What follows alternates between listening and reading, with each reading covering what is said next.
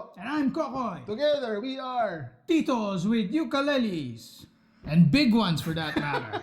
Okay, folks, so what we have here in front of us is a baritone ukulele. It's the biggest among the 4 standard ukulele sizes. We say standard because there are other what's that? The ultra baritone that we then you have the sopranini. Okay, okay, quick refresher. So your 4 basic ukulele sizes from smallest to biggest would be soprano, then you have concert, then our favorite size, which is tenor, and then you have baritone. Now, one thing about the baritone, it's tuned differently from the other 3. Your soprano, your concert, and your tenor all use GCEA tuning. And in most cases, when you buy one, it's using re-entrant tuning, meaning the G is actually higher than the C. For a baritone, okay, this uses D, G, B, E tuning, and it's linear. So the D that sounds is familiar. Lower. Yeah, it's like, think of a guitar. Just take away the 2 top strings. You have a baritone. Yes, the baritone Manilow. Yeah. Now, when I first heard about the baritone, honestly, I didn't want to own one. Simply because I was struggling learning how, the chord shapes on GCEA. And I thought that I would have to learn new chord shapes when if I would learn to play a baritone. So I was like, no, I want to be comfortable first playing with the chord shapes of the GCEA, then I'll go ahead and learn new chord shapes. Okay, so that was a misconception on my part. The chord shapes are basically the same. You just have to learn to call them something else. Like, for example, here, most basic chord shape. This is a C on soprano, concert, tenor, and it's the first chord we will most likely learn if we sign up for a ukulele class or take one of the online ukulele classes on YouTube. Okay, so this would be a C on the other 3. But for a baritone, this is your G chord. Just like a guitar. Just like a guitar. A classical guitar. Yeah. For example, this would be your G chord. On a ukulele. On a ukulele that uses GCEA. But for the baritone, this is a D chord. So if you were a baritone ukulele player, that you would kind of have to change your mindset. Yeah, actually, it's just when you go to the baritone coming from the smaller sizes, you're not learning new chord shapes. You just have to learn to call them something else. Yes, I think the baritone was practically made if you're coming from a guitar, so that you have something lighter. Yeah. It gives you a reintroduction to playing with 4 strings rather than 6. Yeah. So that it transitions you. From what I've read, this is it's marketed 2 ways. It's either you're coming from the guitar, you want to go to ukulele, but you like playing, you like how you play with the guitar. Yes. Or you're playing with GCA and you want something to transition you to playing a guitar. So you would get a baritone. Otherwise, if you play in an ensemble, this is a nice way to round out the sound of the group. Yes, or in a way, the way I play, because I'm coming from a classical guitar background, so the way I play ukulele is that when I play the ukulele and sing with it, it is because I want to match it to my voice range instead of using a capo, right?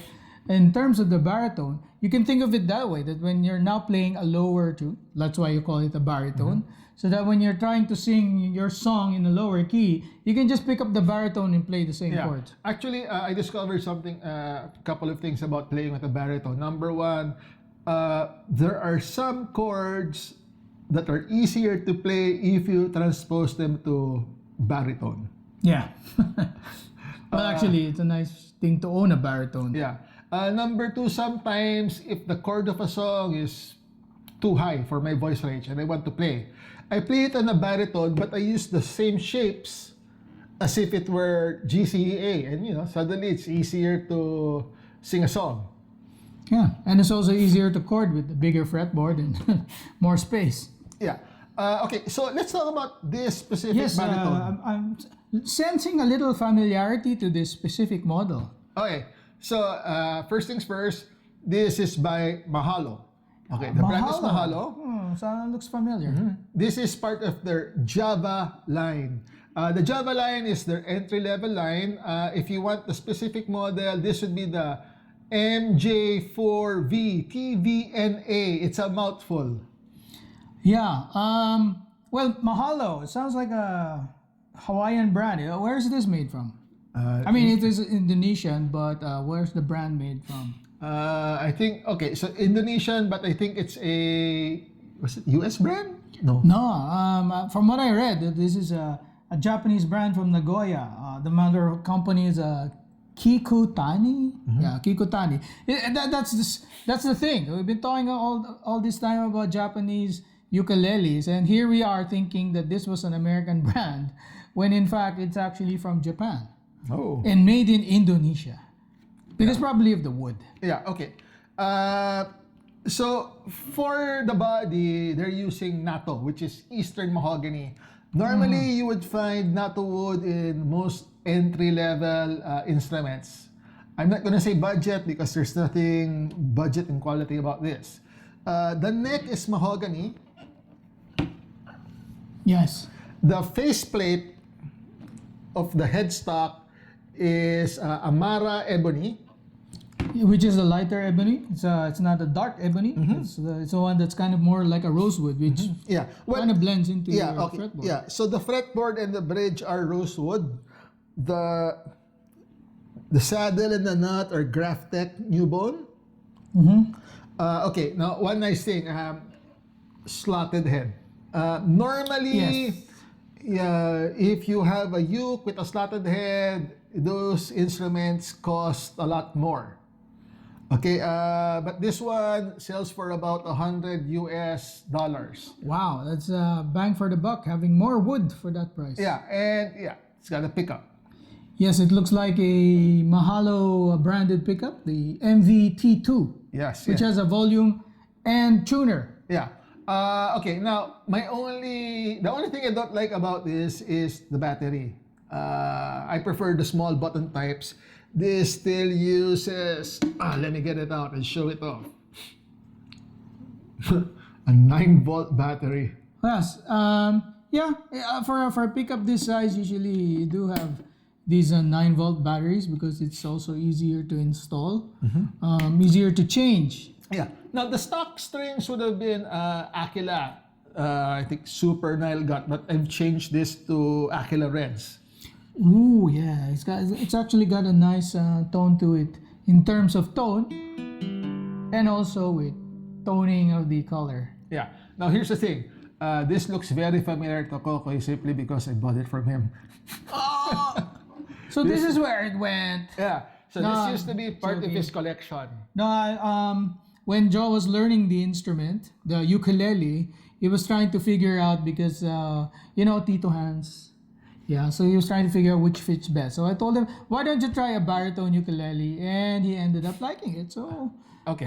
letting it go for less than $100. No, for $100 was not bad because this looks quality for that price. Now, on a personal note, I have a very pedestrian budget when it comes to ukuleles, and I've never denied that fact.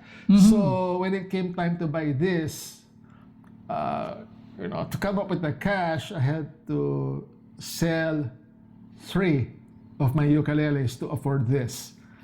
But you did learn from those 3 ukuleles. Yeah, I did learn from the 3 ukuleles. The quality of that ukulele, it's a science, right?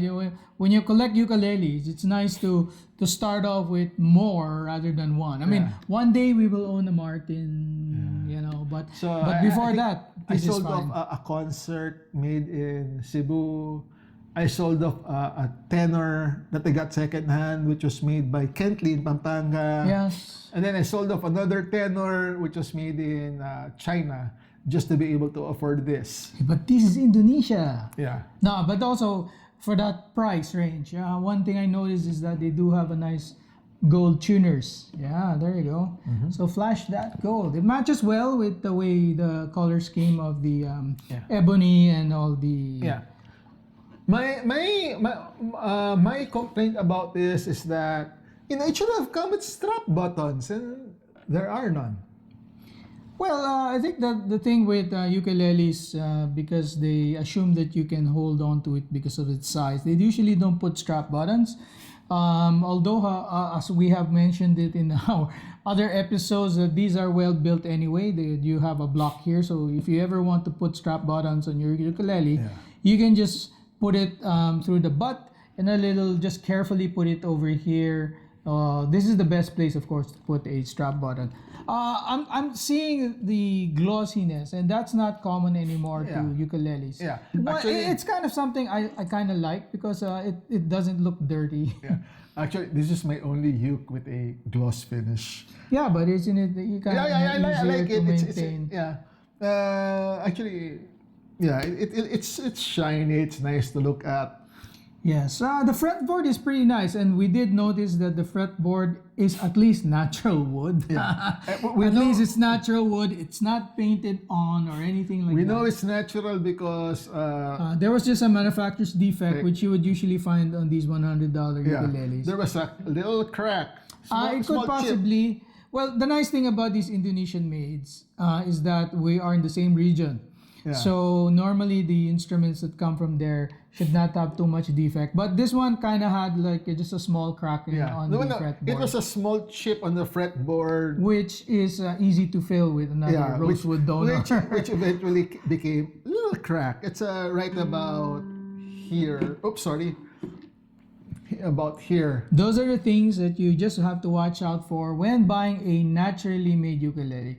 I mean, in those, like I said, when we had reviewed these handmade ukuleles from, let's say, the Philippines, we did notice those manufacturer's defects because when you do something handmade with organic material, usually you'd find that. That's why some manufacturers have moved on to synthetic or basically high pressure laminated woods because they take off that human factor.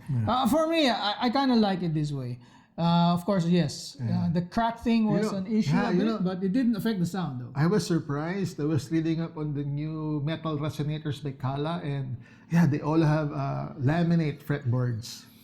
Yeah, laminate fretboards is because it avoids that cracking issues when you move from one region to the other. Yeah. Okay, now how does it sound? Okay. Let's go for a sound sample. We'll move up for a sound sample, and this is your baby. So why don't you just rock it out? Okay.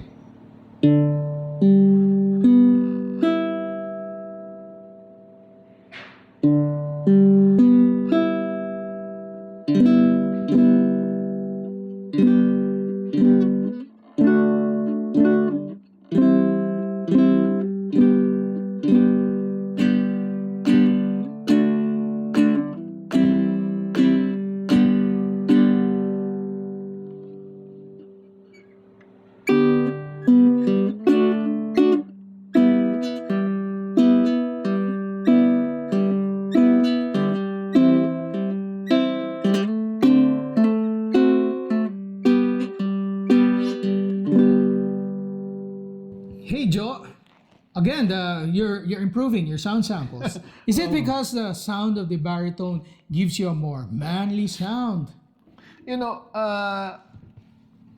If you're coming from, let's say, the smaller sizes and you go to the baritone, normally when I'm playing, let's say, my tenor, my concert, my soprano ukuleles, as I strum, I can hear the melody, in the chords that I play. But the moment you start playing baritone, it's a little different. You can't hear the melody anymore. So, most of the melody you'll hear is if you're singing along to it. Yes, actually the baritone is good because it actually matches your voice. Because if you're playing on a high-pitched ukulele, it's kind of harder for you to catch up, and especially for TITOS like us.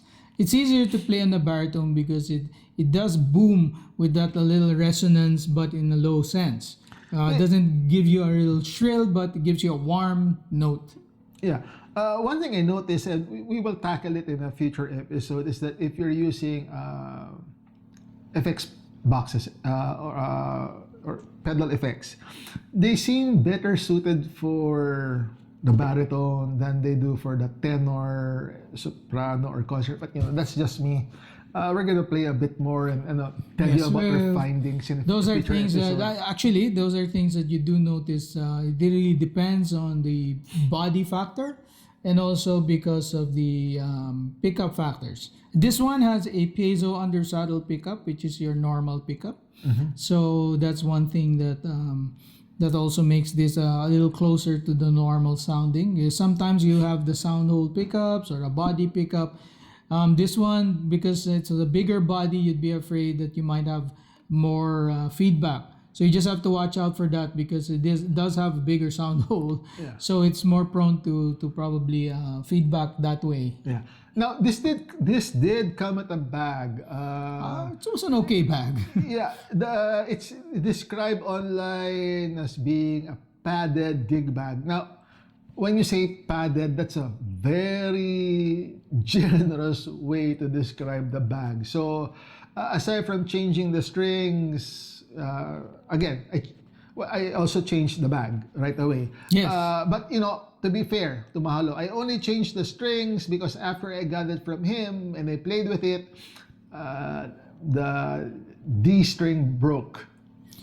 Yes. Well, one thing that you would also notice with a baritone, usually the baritone will come with two nylon type strings. Yeah. The lower two, again, the baritone always comes with a low D. Yeah. Okay. Well, yes, there are actually baritones special strings. You can go with a high G or even a AE DG tuning. Like you can have baritones that are tuned like a regular instrument, ukulele, right? Yeah. But those are very specialized strings. Normally, you would have two wound on the bottom line. There was a time that I was tempted to get GCEA strings for the baritone, but I'm like, yeah, no. I got the baritone because certain chords are easier to play on a baritone. Chords that I would struggle with on the tenor are easier to play on the baritone. Again, you're not learning new chord shapes. You just have to learn to call them something else. One thing I did notice was that chord F major 7. Normally I play it like this, the hard way, and it sounds awful on a baritone. Not that awful, but sure, Yeah. could be easier. Yeah. So for the baritone, I play it either two ways. I play it either like this. No, sorry, this is C major 7. Yeah. So this is normally how you play a C major 7 on the baritone. Doesn't sound that good, so I would either have to play it like this, the top two strings on the 5th fret, or even easier, the top string on the 2nd fret. And that would be my C major 7 on the baritone. Yes. Well, it depends on really how you play and how you strum. If you're coming from a classical guitar method, you might have to have barred it. Or the thing with music is the good thing about it is that you have so many combinations on your fretboard that you can create the same chord line with different positions, like you have just displayed. Also, if you end up skipping a string, like the top string, then you can make your chords easier. But because you do have a wider neck, longer fretboard, the playing instrument like the baritone ukulele is really a lot of fun. And when you're looking at the scale length, by the way, just to explain, the baritone comes to about 20 inches from nut to saddle. Yeah. Normally Tenor is about 17. Right? 17, roughly about 17. Yeah, those 2 inches make all the difference, folks. Yes, actually, that's just about those inches. It just describes the scale length of ukulele. Like I said, they are hybrids, right? So that there are some baritones that are, or some tenors that are close to baritones, right? So it is really a matter of whether you want to play it in the normal key, or the A key, or if you want to go down to the baritone key. So again, there are specialized strings that can make you play different scales. Yeah. Another thing before I forgot to mention, for other ukes, the inlay would be celluloid, or worst, it's just painted. This one, it's actual abalone inlay. Yeah, actually, this Mahalo brand is pretty nice. Why? Is because one, you do have that Japanese baseline for quality, right? Even if it's in the economic $100 range, it's hard to find a baritone ukulele for that price. Normally, you'd end up with the colors which are higher, or you can go for the Chinese branded ones, which are okay, but then if you're looking for quality and you want something like a new bone nut or these nice fine gold ones over here, then a Mahalo brand is your best entry for a baritone, in our opinion. Okay. Now, once again, we need your likes, we need your subs. Keeps us going. Yes, and with that, we would like to invite you for more episodes. And sooner or later, we'll actually feature more types of baritone.